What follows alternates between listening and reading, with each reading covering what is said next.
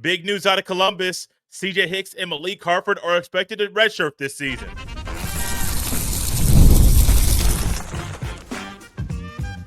You are Locked On Buckeyes, your daily podcast on the Ohio State Buckeyes. Part of the Locked On Podcast Network, your team every day. Welcome in, Buckeye fans, to a bonus episode of Locked On Buckeyes, which is your daily Ohio State podcast, part of the Locked On Podcast Network, your team every day. I'm your host, Jay Stevens, veteran sports talk host, delivering passionate coverage about your Buckeyes. And during this Buckeye Blitz, we will discuss what this announcement means for both players next season. But first, per 11 Warriors Josh Paloa, Malik Hartford and CJ Hicks are expected to redshirt this season. And this announcement is coming a day after Ohio State's fifth win of the season, where they beat Minnesota 42-3. But it was also a game where CJ Hicks and Malik Hartford didn't play. Neither of them had their helmets on the sideline.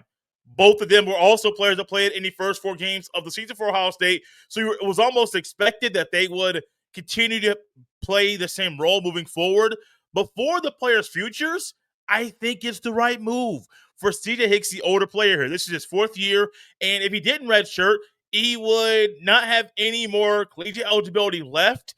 And at the rate that the Buckeyes are playing right now, or playing him, he wouldn't have a shot to play in the National Football League. I mean, there's a shot, but he'd probably have to go to the CFL or maybe the Spring Football League in America. Forgive me for not knowing the name of it. There have been like 5,000 of them over the past few years to try to play football after college, because he's still trying to figure out how to play defensive end right now. Yes, there's a full offseason where he's been in Larry Johnson's room, but it's different going from spring practice to training camp to a game. It's a whole lot different. And then you have guys like Bo Atkinson and Caden Curry and Logan George and those guys, Keanu Jackson Jr., that foursome there is getting the job done every single down. They also have previous experience playing on the edge. It's hard for guys trying to learn how to play on the edge to figure it out on the fly while competing with guys that already know how to do it to play. For Malik Hartford, he was in a battle all offseason with Jalen McLean to be the running mate alongside Caleb Downs.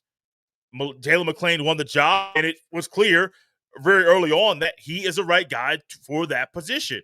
When Caleb Downs is gone, we'll discuss this later, but his departure at the end of this year, because I do expect him to go to the NFL, that does impact Malik Hartford's future, but I can't get too far ahead of that. But before Malik Hartford, this is his third year at Ohio State with him expected a redshirt. He would have 2 years left to play college football. So Hicks would have one more. Malik Hartford would have two. And I think for both guys, this is great. But also, they'll still be a part of the team. It's not like they're going to be going home and not being a part of the Buckeye football team. Assuming the Buckeyes continue playing like they are and they make the college football playoff, they could still play in the CFP while redshirting this year. That is a weird rule. I understand why the NCAA decided to make that rule official. I still think it's a little odd to where you can redshirt and then play in the playoff, because let's just say you end up playing 4 games and then you don't play again until New Year's Day. That's a way for somebody to get hurt. And I'm not one that's going to say, oh, change the rules for safety reasons, but that's a way for somebody to get hurt. Because if you go months of not playing real live action, and then you play real live action in a game that could end your season or keep it moving on and have a shot to win a trophy, man, that's a really tough thing to say that should be okay to happen. But that's where we are. I think for Ohio State, they're going to be fine. They're going to be absolutely fine. I don't believe Malik Hartford has played many snaps with the first team. Hicks has been in the rotation the first 4 games, but it was clear that once Logan George got back healthy, that the rotation, that defensive end for Ohio State was going to be Caden Curry, Keanu Jackson Jr., Bo Atkinson, and Logan George. Those are the top 4 guys. And then you have the emergence or playing this past weekend of Zion Grady, who's a true freshman, who it looks like he's going to be the part, looks like he's going to be one of those guys.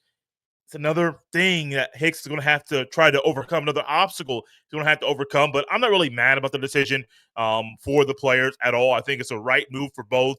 Allow them to decide either now or in the future what the right move for them is going to be for their futures. Is it to be at Ohio State next year, or is it to go off somewhere and hit the portal? We'll discuss that very topic after the break. This episode is brought to you by 5 Hour Energy. Caffeine just got a flavor upgrade. 5 Hour Energy shots deliver tasty caffeine in 17 bold flavors. Each 2-ounce shot packs the caffeine of a premium 12-ounce cup of coffee, plus B vitamins and nutrients with zero sugar and zero crashes. What I love most is how portable they are. Big taste, tiny shot. You can take it anywhere and get that boost when you need it. I always reach for my favorite flavor, which is currently been watermelon because it's refreshing and gives me that quick lift before a busy day. I've also been eyeing grape too. It sounds like the perfect one to try next. Honestly, I love how fast it kicks in and that it's sugar free, so I don't have to worry about crashing later. Enough with boring, flavorless caffeine. It's time to give your caffeine a flavor upgrade with 5 Hour Energy shots. Get the favorites you love or be bold and try something new in store and online at www.5hourenergy.com or Amazon today. This episode is also brought to you by Quo. One of the tools to help make a huge difference for business owners is Quo, formerly OpenPhone. It's the same great business phone system you've heard me talk about before, just with the new name. And here's why it matters. Every missed call is money left on the table. When every customer conversation counts, you need a phone system that keeps you connected 24/7. Quo is the number one business phone system that streamlines customer communications. It works right through in-app on your phone or computer. So no more carrying two phones or relying on a landline. I love how Quo, formerly known as OpenPhone, lets your team share one number and collaborate on calls and texts, like a shared inbox, so no customer gets left hanging. Their built-in AI agent is a game changer. It can answer after-hours calls, capture leads, and keep business moving even when you're off the clock. Whether you're a solo operator juggling everything or part of a larger team, Quo makes it easy to stay responsive and professional. See why over 90,000 businesses trust Quo, formerly OpenPhone. Get started free and get 20% off your first 6 months at quo.com/lockedoncollege. That's QUO.com/lockedoncollege. And if you've got existing numbers with another service, Quo will port them over at no extra charge. Quo, no missed calls, no missed customers. This episode is also brought to you by FanDuel. Guys, the NFL season is here, and FanDuel has an offer you don't want to miss. Right now, new customers can bet just $5 and get 300 in bonus bets if you win. That's right. Pick a bet, put down $5, and if it hits, you'll unlock $300 in bonus bets to use across the app. I love how FanDuel gives me so many ways to play. I've built parlays, tried player props, and even follow the live lines during games. It makes watching football even more exciting when you've got a little something riding on the action. Whether you're a casual fan or love diving into the stats, FanDuel makes the game day experience so much better. So what are you waiting for? Visit FanDuel.com to download the FanDuel app today and get started. Thank you all for tapping into this Buckeye Blitz, discussing the decision that came out via report via 11 Warriors Josh Paloa that CJ Hicks and Malik Hartford are expected to redshirt this season. And this is not the first time in college football over the past 5 years that players have played the first 4 games and then have decided to redshirt. I personally find it a little odd because guys have decided to go through the gauntlet, go through the grind of getting to the season, and then all of a sudden, no, you're going to go ahead and sit out the rest of the year. I remember there were 4 or 5 guys, no, 3 or 4 guys at Houston that did it. The quarterback was the main topic of conversation. I forget his name. But I understand for the future of the athlete why that decision is made. Speaking of the future of the athlete, for CJ Hicks specifically, we'll touch on Malik Hartford later. I think this is the right move. And I can easily see, well, no, a couple of these together because I think both things are true. I can easily see both CJ Hicks and Malik Hartford transferring. I'm not saying they're going to, but if that was a decision that was on the table for both of these players, I wouldn't be mad about it. Because next year, if you look at next year's depth chart, Caden Curry's gone. His eligibility is exhausted. After that, Keanu Jackson Jr., he could stay for one more year. Mo Atkinson is probably going to stay for one more year. Zion Grady ain't going nowhere. Logan George ain't going nowhere. Joshua Mickens. I don't think Mickens is going to jump CJ Hicks, but among the guys that I just named, these guys are automatically going to be above Hicks going into the offseason. Keontae Jackson Jr., Bo Atkinson, Zion Grady, and Logan George will automatically be above CJ Hicks. Zion Grady, while he is younger, he's going to have more reps, significant reps, than CJ Hicks at that position. Logan George, Atkinson, and Keontae Jackson Jr. have already proven or slowly proving what they can do in the Buckeye uniform while playing the edge. And transferring isn't a bad thing. I'm not going to sit up here and say that for CJ Hicks, him transferring is a knock on his career or a knock on him as a person. No. Sometimes you got to go elsewhere to, well, play. Remember a few years ago, Legend Cavazos, who many people thought was going to be a phenomenal corner or defensive back at Ohio State, but he decided to go elsewhere and hit the portal to get on the field quicker? Who am I to say that somebody leaving Ohio State, that decision is bad? No. Most of the time, now I'll share my honest opinion, but most of the time when somebody leaves, I can understand why they make that decision, but I can get on board with it. And if Hicks decides to transfer, I can get on board with that too. If he decides to stay, I can get on board with that. But, buddy, he's going to be climbing an uphill battle to be a consistent starter. Because let's just say that Jackson Jr. stays at Ohio State. Atkinson and Logan George don't go anywhere. Zion Grady stays.